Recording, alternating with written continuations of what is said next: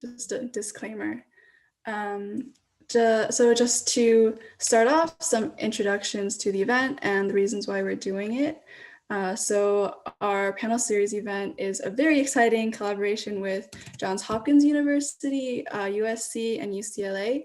And our goal is to provide career advice to undergraduates that is specific to each major, and to help our members and students from across the country network with each other and with our panelists. And I hope you all gain something out of this event, some wisdom from our panelists, or just some context on what engineering graduate school is like and how to get there. So we're also at the end of the event opening up some breakout rooms, so you'll get a chance to connect with our wonderful panelists about any specific questions you have. So also some background about our audience. Today we have students who are interested in a very wide range of engineering disciplines like biological, chemical, environmental engineering. And we also have people interested, or people who are majoring in mole bio and CS. And of course, like the trademark general engineering of Harvey Mudd. And also some of our attendees are interested in MSTP training, which is the NIH Medical Scientist Training Program, mechanical engineering, data science, and engineering, product management, and leadership. So that's just background on the people who are attending. And now that we know our audience, let's get to know our panelists. So panelists, if you could introduce yourselves with your name, educational background, and when you went to graduate school, like if you maybe took a gap year or something like that, what you're doing now, and anything else you'd like to share. So Austin, could you start us off, please? Sure, yeah. Hi, everyone. It's good to see everyone here. My name's Austin. I went to Harvey Mudd College for my bachelor's, graduated in 2018, and then I went straight to graduate school right after, so no gap year for me. So I went to Johns Hopkins University, 2 years, graduated in 2020. So this past spring, concentrating in, so the degree is in robotics and then concentrating in medical robotics. My history is pretty scattered, I would say. The first few summers I spent were doing summer research actually, but the rest of the way I interned at a lot of various companies, both big and small, and in different applications. But my passion and what I've ended up doing now, or what I actually will be doing, because I haven't started my full-time role yet, but I'll be a navigation and controls engineer at Auris Health, which is now a subsidiary of Johnson & Johnson. Thank you, Austin. Marissa? Hey everybody, I'm Marissa. I graduated with Austin from Harvey Mudd in 2018 and went straight to graduate school like Austin did. I was a direct admit to the mechanical engineering PhD program at Stanford, and currently am working in the neuromuscular biomechanics lab, where we do a lot with human movement. And I'm currently doing work that at kind of the intersection of biomechanical modeling and data science. I studied abroad over a summer at Mudd, and then spent the other 2 summers doing research at Mudd and also research at Mayo Clinic. And free time, I like to ski, hike, and play board games. Thank you. John? Hi, everyone. I'm John. I graduated, it seems like before any of y'all started Harvey Mudd. I graduated back in 2013. Right after Harvey Mudd, I went straight to do my PhD at Cornell, and I became a material science and engineering PhD. And just this spring, I started my postdoctoral research position at MIT. And the work that I've been doing in my PhD and at my postdoc are related. I'm really looking at how we can use metal oxides as electric catalysts, so to make better fuel cells, batteries, and other types of renewable energy chemistries. Kind of how do we improve that field? My summers at Mudd, I spent one summer just kind of chilling in Korea actually, and 2 summers I did summer research, and my final summer at Mudd I actually did a summer internship at Tesla. That was a pretty exciting time, and that experience actually had a big influence on why I chose to do grad school, so we can talk about that later. And in my free time, I played a ton of soccer back at Mudd, and I still do, except this year it's been a little hard. And my interest in soccer has kind of led me to publish in a soccer magazine and found a soccer magazine. So if you're interested in that, we can talk about that too. And as I stay home longer and longer throughout my PhD, and as I get older, I started picking up cooking as well as a hobby and a necessity to survive. Amazing. Thank you all for those introductions. Next off, we're going to be answering questions that our audience has submitted through our RSVP form. And then after that, we'll be asking some prepared questions. And for our attendees, if you have any questions for the panelists throughout the event, please put them in the chat, and then we'll compile them and answer them when we get to our Q&A section. Awesome. So could any of the panelists answer what kind of financial aid is available to grad students, especially for international students?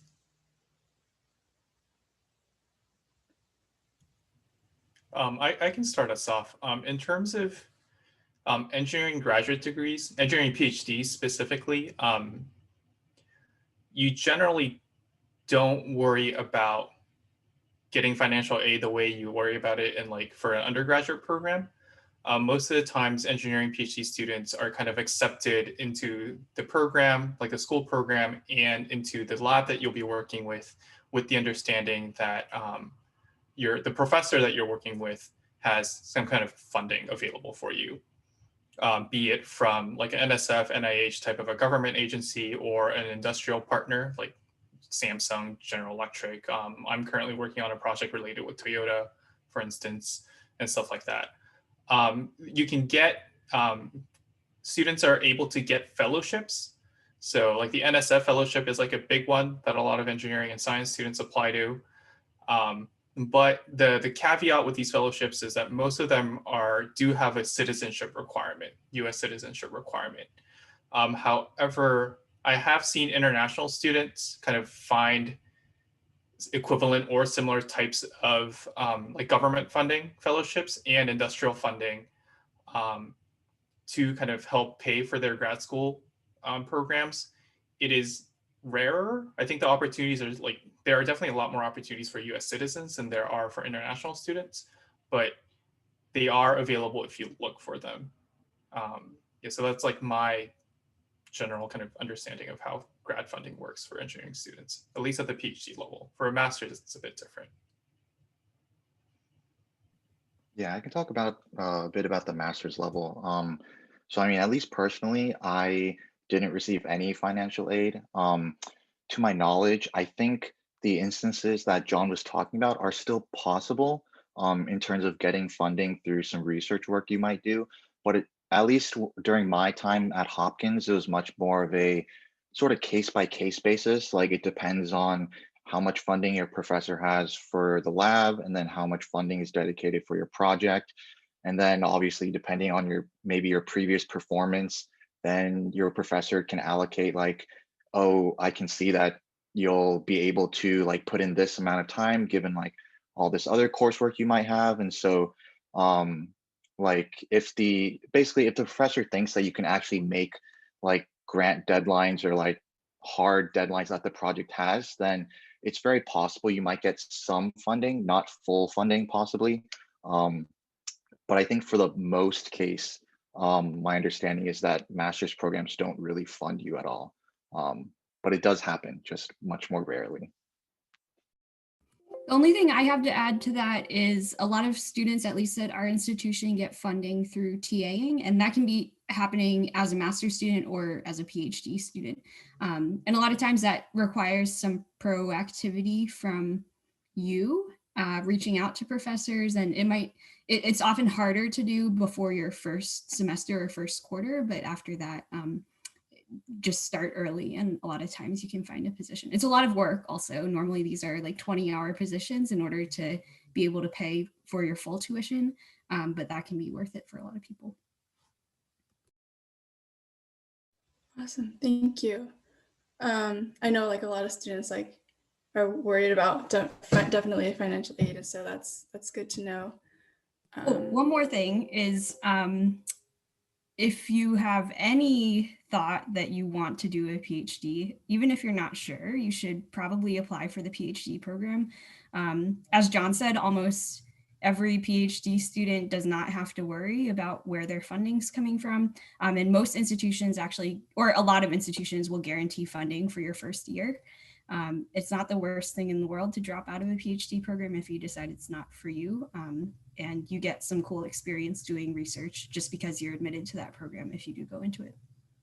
Very interesting. We've had a panelist in a previous event who mastered out of his PhD program. So that's also good to know.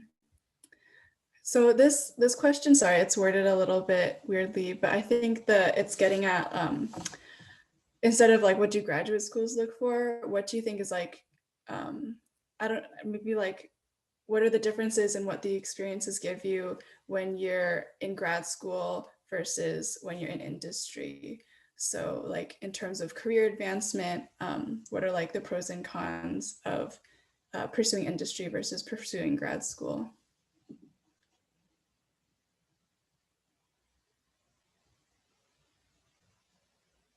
I can start. I think an obvious pro of not doing grad school is that you can start making money.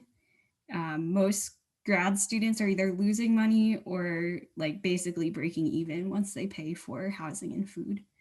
On the other hand, if you, the reason I chose to do grad school, for example, is I was interested in medical devices when I graduated from undergrad, and the jobs I was looking at as starting engineers at biomedical device companies were basically like spreadsheeting jobs.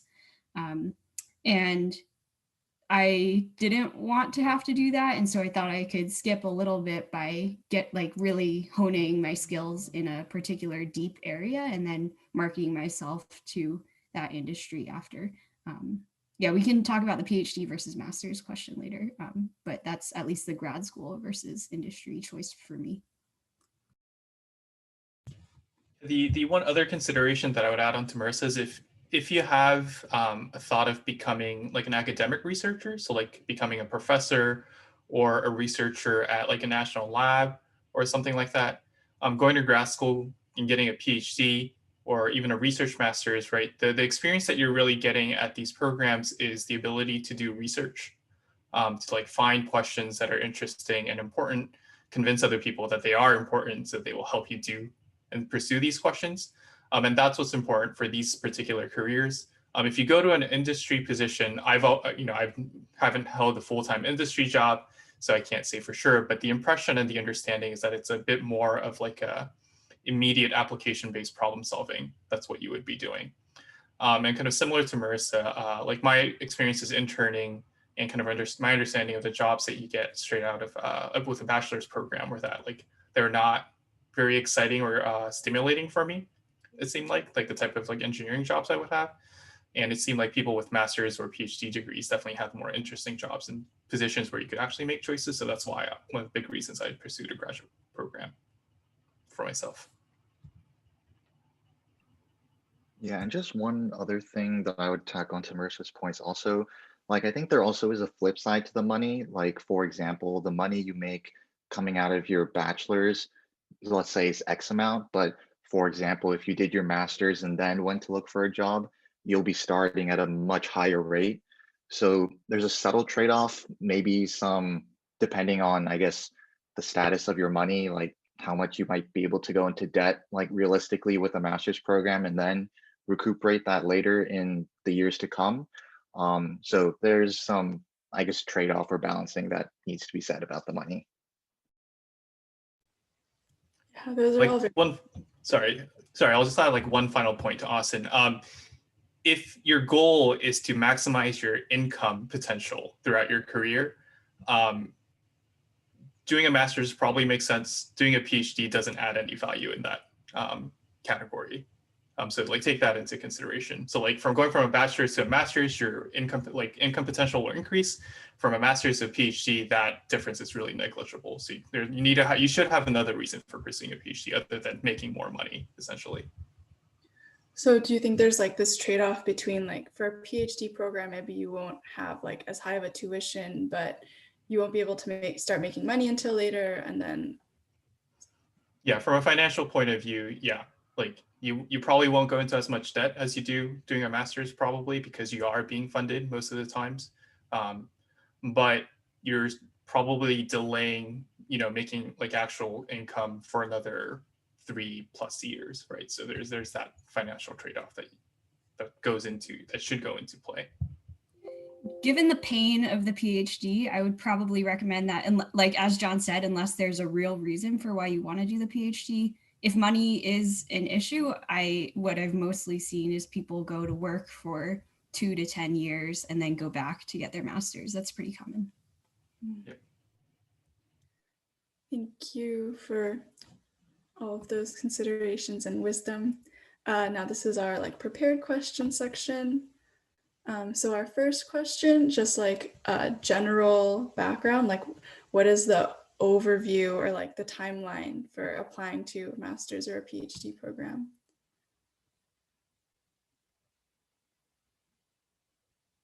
Is this a question about what time of the year you should be applying, or? Right. So when in your undergraduate career did you first start looking for grad schools, applying to grad schools, attending fairs, that kind of thing? Okay, from my personal experience, I resisted the idea of going to grad school for the first half of my undergrad, actually. And then it wasn't until my junior year, my third year, second semester, that I started entertaining the idea, mostly because all my friends back then suddenly decided that they were all going to do PhD. So I was like, okay, I guess I'll give this a shot too. And then that summer was when I interned at Tesla, and I saw that, okay, maybe there's some merit to getting these advanced degrees. I'll probably be doing more interesting work. And so that summer, I started preparing for the GRE. I started looking at schools and programs that I would want to. And you apply in the fall semester of your senior year. So for seniors right now, probably you're in the thick of applications and whatnot. The deadline should be this month and next month, probably. And then you start hearing back. For me, I think the earliest I heard back was sometime in January, and then the decision letters just keep rolling in until your last one, whenever it may be. And you typically have to make a decision by April 15th, if I remember. Yeah, so that was my timeline. I think it's the typical timeline, at least for applications in the US. Yeah.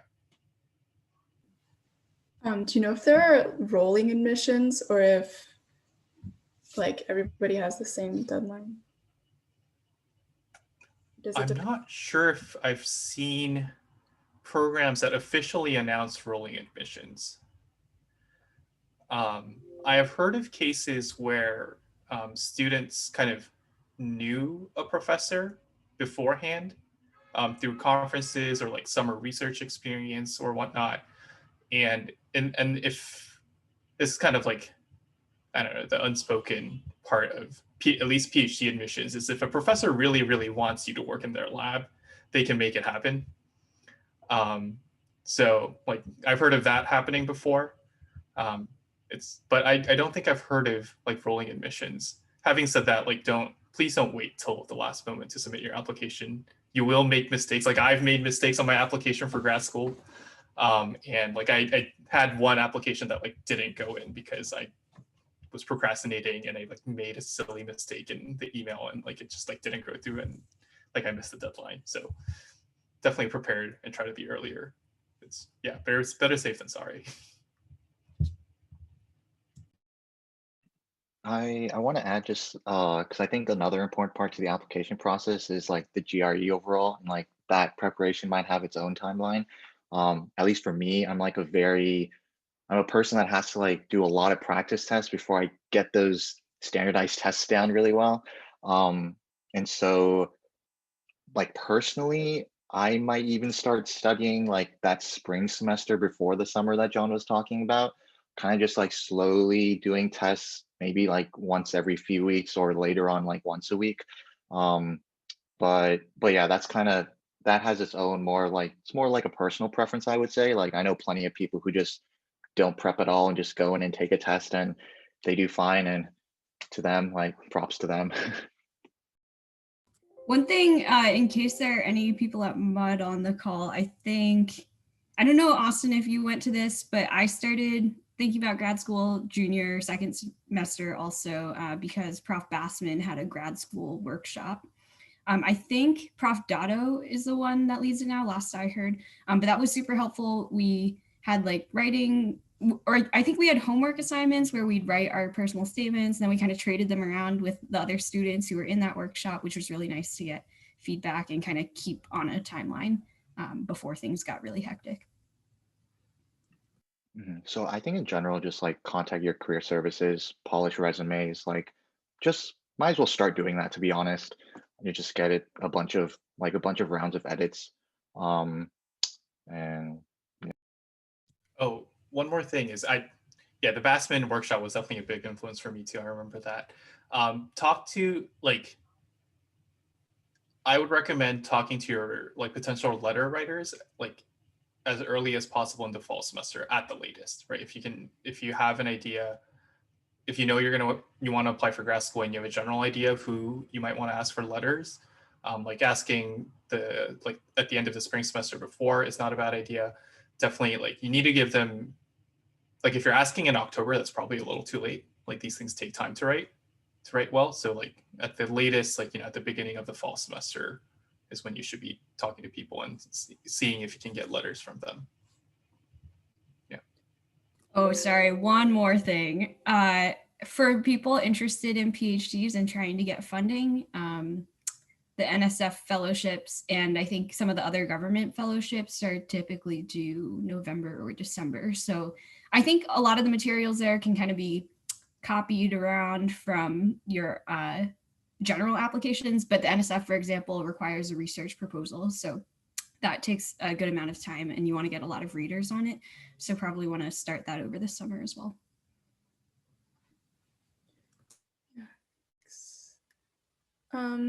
The next question is, why did you choose to do a graduate program as opposed to industry? I think you've touched on this a little bit and previously, but if you have anything to add to this question or about gap years.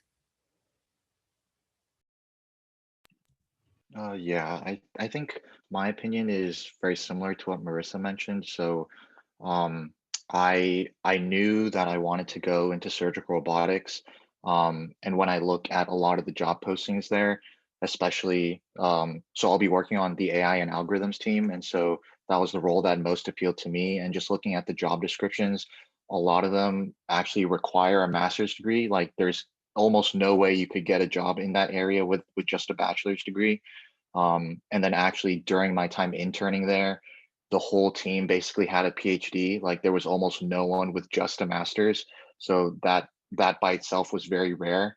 And so I think if you have an idea of what field you want to go into, and maybe you already do, which is why you're interested in grad school, but take a look at the job postings, what you might be interested in, and typically you'll get a sense of what the requirements might be.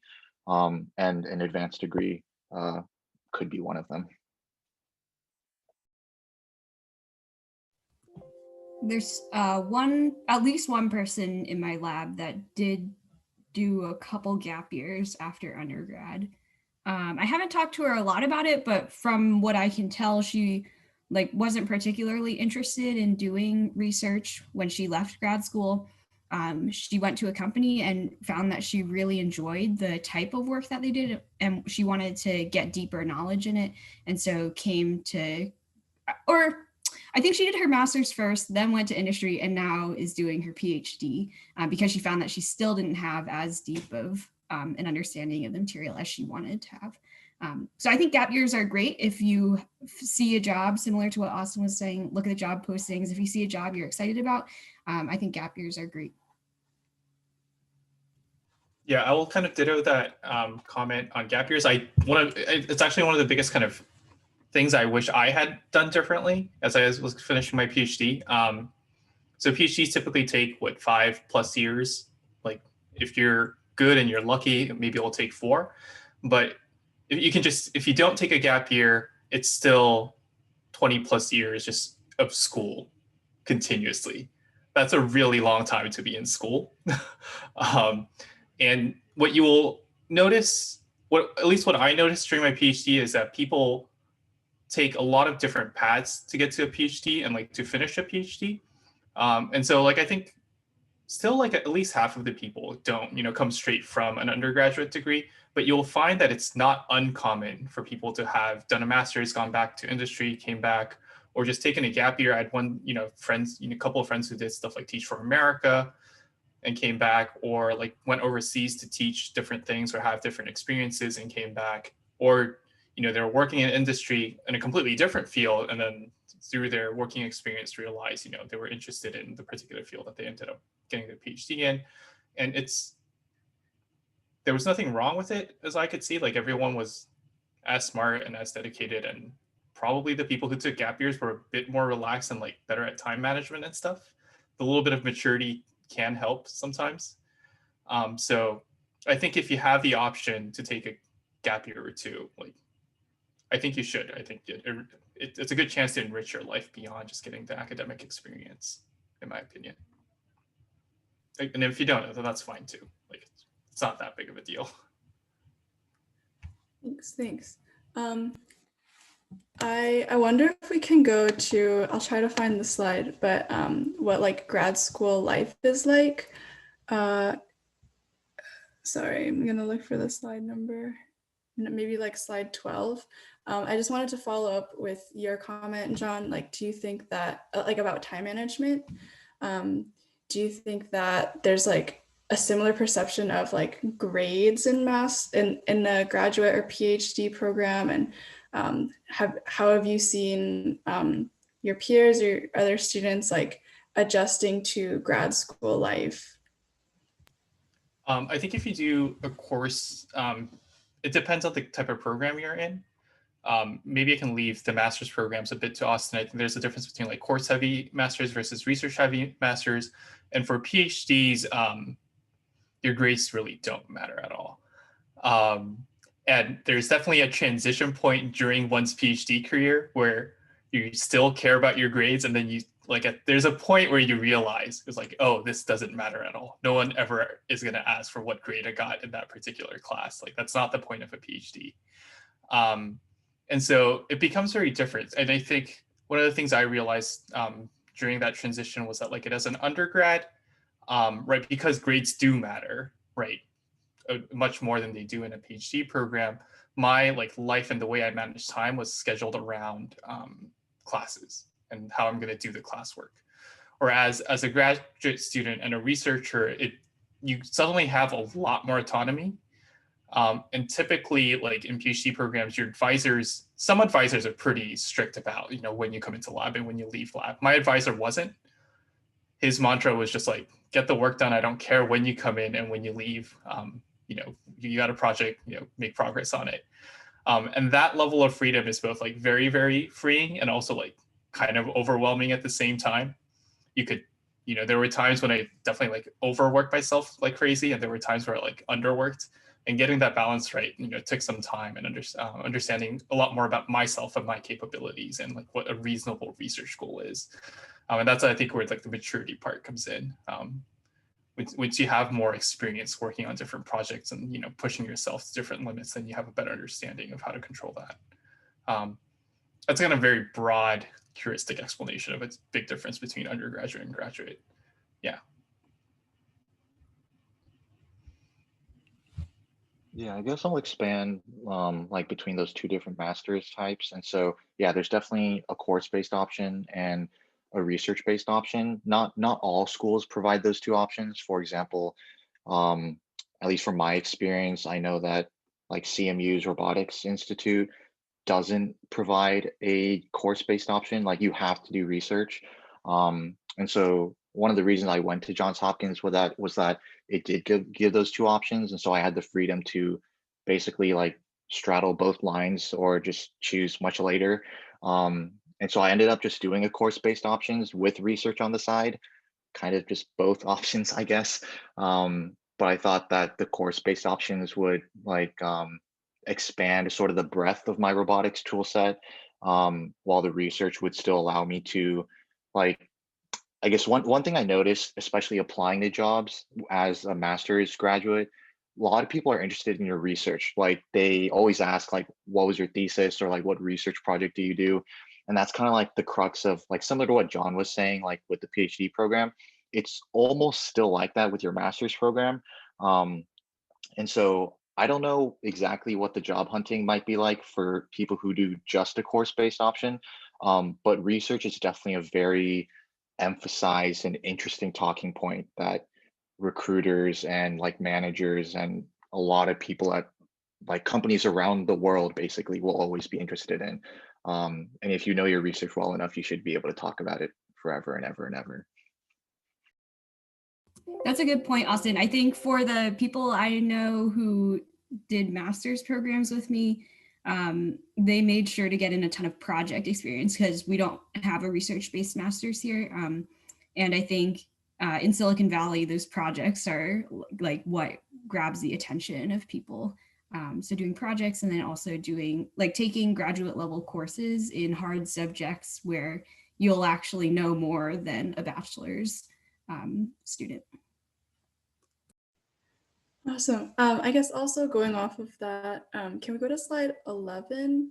Austin, you mentioned like the two different master's types. So what did you consider about are the pros and cons of master's versus PhD? And also I guess within a master's, like the research type versus the course-based type? Yeah, that's a great question. I think a lot of it depends on sort of like what do you want to get out of grad school. And so like coming from Harvey Mudd, where we have like this broad engineering degree, we don't really specialize in any one particular area aside from a few electives, which I thought was a bit lacking. And that was sort of my main motivation to going to grad school, so that I could specialize in something I really liked. And that was robotics for me. Um, and so once I got there and I knew sort of like what field I wanted to go into, or like what kind of job I wanted, then I knew that like, oh, surgical robotics is something I'm interested in, but I don't have a lot of experience in that yet. And then like Hopkins is basically flooded with like surgical robots and like medicine overall. And so I thought, especially at that school in particular, it would be a bit foolish for me not to like even dabble in any of the projects that were there. Um, and so, yeah, I think it's just a really great way of kind of getting a sense of what it might be like at a company working in that field. So like taking care of a project, working with other people, time management, uh, having like sort of your PhD student is kind of like your manager, I guess you would say. Like you interact with them on a daily basis. They describe the project, what sort of tasks need to be accomplished.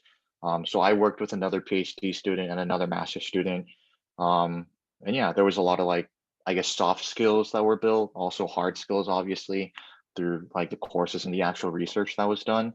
But so I guess in my opinion, if you have the time for it, I would vouch for a research-based option. But I know some people, like if they're coming back to school after some years in industry, they just want maybe like that extra pay grade or that pay bump, or maybe just that higher level that they want to go into. And in that case, a course-based option is probably fine as well.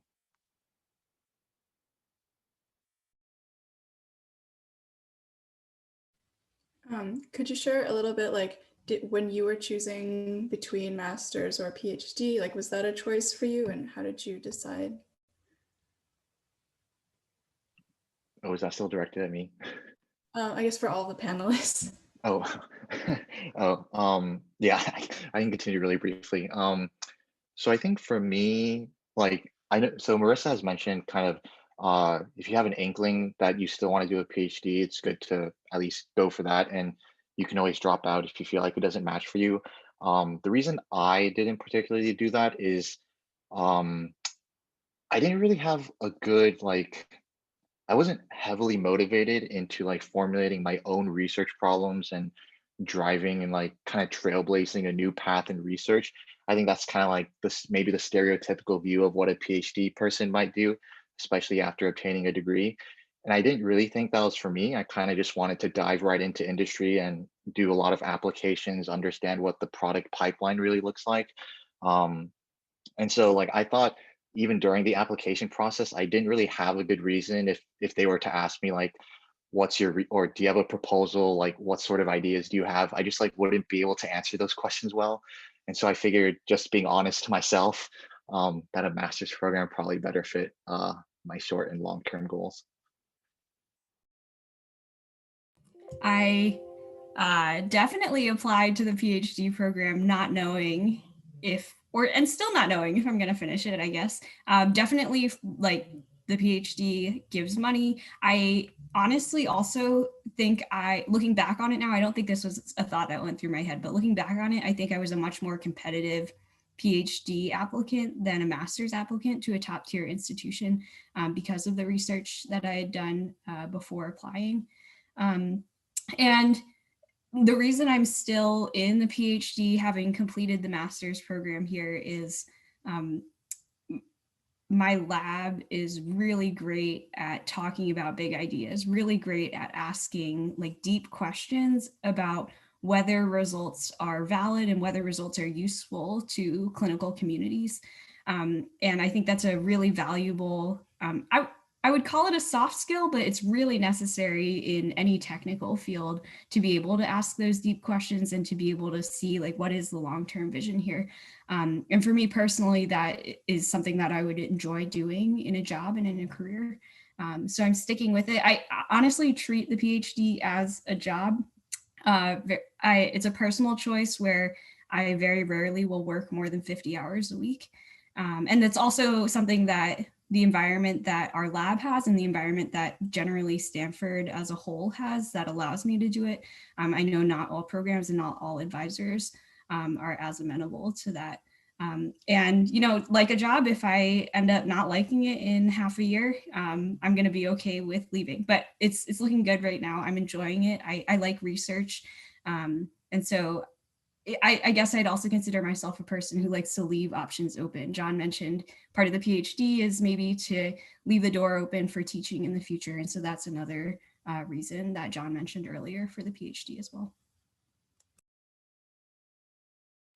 Yeah, I think Marissa and Austin kind of explained it very well. And I think Austin's kind of question of like I think the big differentiating factor between like the philosophy of a master's versus a PhD student is that question of like, are there, you know, things about kind of the fundamentals of science and engineering that, you know, excite you that are unknown yet, right? Do you want to find and become a kind of the world's expert in a very, very small niche of whatever subfield that you're studying?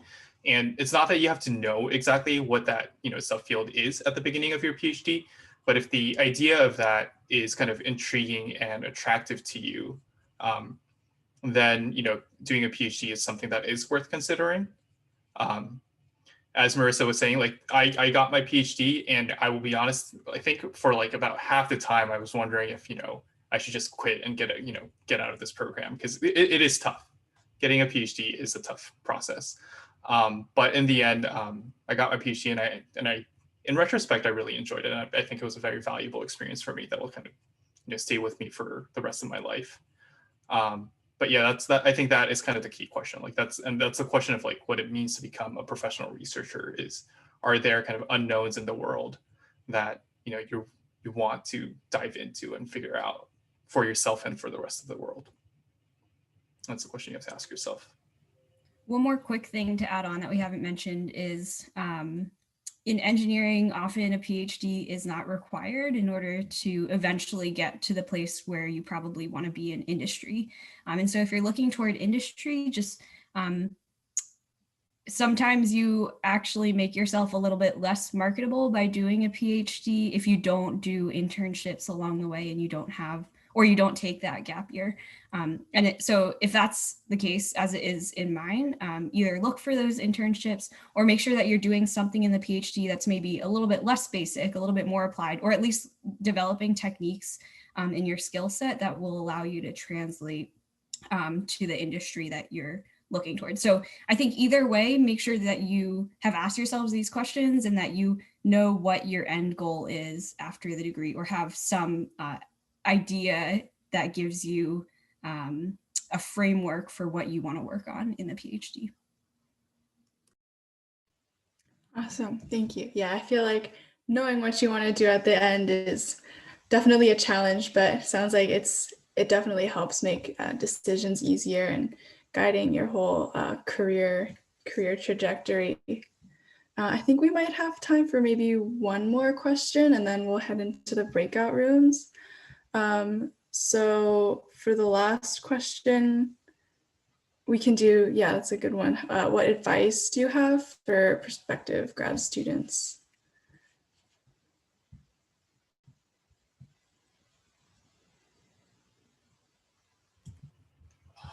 I guess the advice I have for prospective grad students would be go find a program where you can be yourself.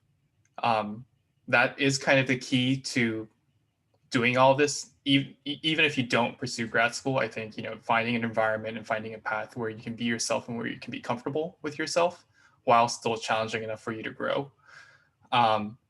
Like, in terms of my PhD advisor only revealed this to me a lot after, many years into my PhD, but his criteria for picking students was that, he picked students where he felt comfortable and he enjoyed like being with the students enough and like felt like that the students enjoyed being with him and with the rest of the group, because his mantra was that, doing a PhD and, oftentimes in life, things get tough and things get hard, no matter how good you are. And the idea is that, like if a PhD is tough, you're going to have really, really rough moments. And the only way we'll get through this kind of, in a single piece healthy is, if you trust each other and you can be comfortable with each other. And so like I think that was like a very big help for me in finishing my PhD and going through like my life as a grad student. And so that would be like the biggest advice that I try to give other people. Rankings are good, names are good, famous professors and networks are good, but like, if you can't be yourself and, your mental and physical health are going to deteriorate, then it's really not worth it. Yeah.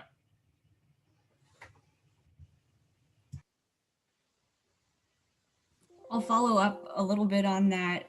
For those interested in PhDs and research, finding the community of a lab is really important. And John touched on this, but I think like the research doesn't really matter. It matters if like the only reason you're doing the PhD is to become an expert in this very particular field. But if you're doing that type of research and you're in a toxic lab environment or in a lab environment where you don't mesh well with the leadership style of your PI, it's going to be a really, really tough honestly, for you, it'll probably be like 7 years if you don't mesh well with the advisor.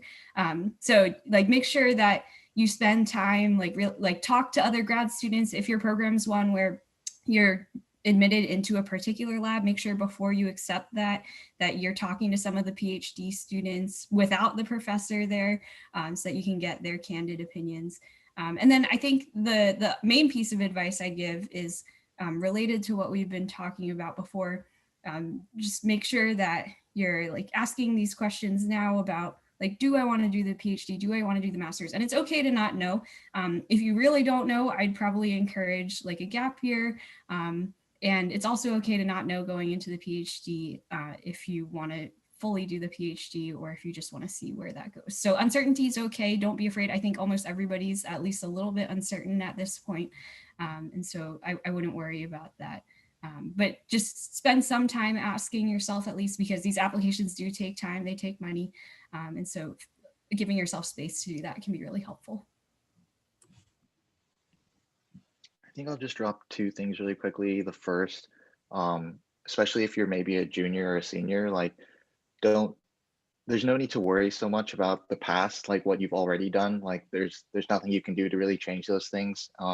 But I'm certain that there are skills and pieces of advice that you can leverage from those experiences. Perhaps like a lot of this information has opened like your eyes in a lot of new ways and you're thinking of things you could have done differently. But even with the things that you have done, and I'm sure you're all very accomplished students, like there are plenty of ways you can leverage that in your application.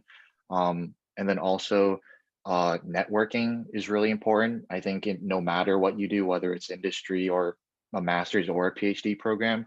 So like, even if you wanted more information about grad school or a certain company you wanted to work in, or like a certain school, like reach out to the professor of that lab in that school, reach out to the students in that lab in that school, LinkedIn, emailing them, like just reach out. It's an email. The worst thing they'll say is like, sorry, I don't have time, or they don't respond to you. But the best thing that they can do is like be really dedicated and offer their time and support. And that I think is really invaluable. Yeah, if I may add one final thing, something that I reflected upon quite a bit during my PhD, and I think it's something that maybe doesn't get discussed as often, is the fact that like this is where you go to grad school is often like your first environment where you get to become like an independent adult. And so like there's a whole life outside of the work you do as a grad student, where now you're really kind of becoming yourself as a fully independent young adult. So like think about that aspect of life as well as you're kind of moving into grad school and becoming a grad student, or if you go into industry, it's the same thing. What kind of interests and growth do you see for yourself in your personal life outside of being defined as a student or an employee of a certain company, right? And take that into consideration, especially if you do a PhD, you'll be stuck in a place for 5 to 7 years, and so that's quite a bit of time in a pretty, important time of your life. So think about that component of your life as well. It becomes more important. Thank you for those last nuggets of wisdom. If everybody's okay, we're gonna take a quick group photo. Anybody who's comfortable.